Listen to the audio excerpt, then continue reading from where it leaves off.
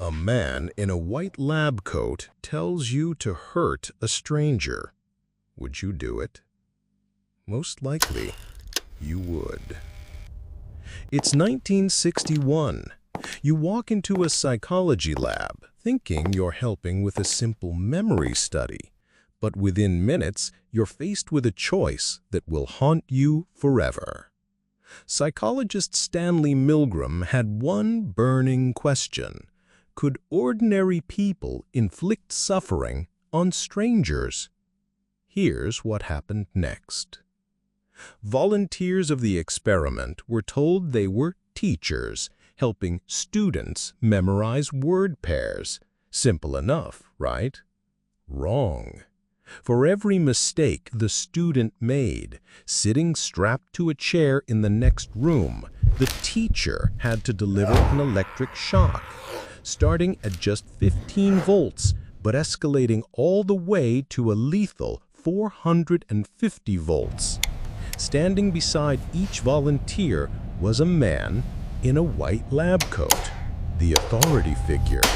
And when people hesitated, when their conscience screamed at them to stop, he would calmly insist, "Continue." The experiment requires that you go on.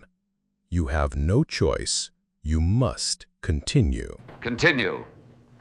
The experiment requires that you go on.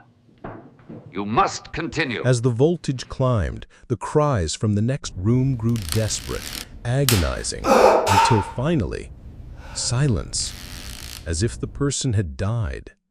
But here's the twist that makes this experiment truly terrifying. There was no electricity. The student was an actor. The real victim? The volunteer pressing those buttons, torn between obedience and conscience. Want to know how many people went all the way to 450 volts, potentially killing another human being? 60%. They sweated, they clenched their fists, they begged to stop, but they kept going, not out of hatred, not from sadism, from pure obedience.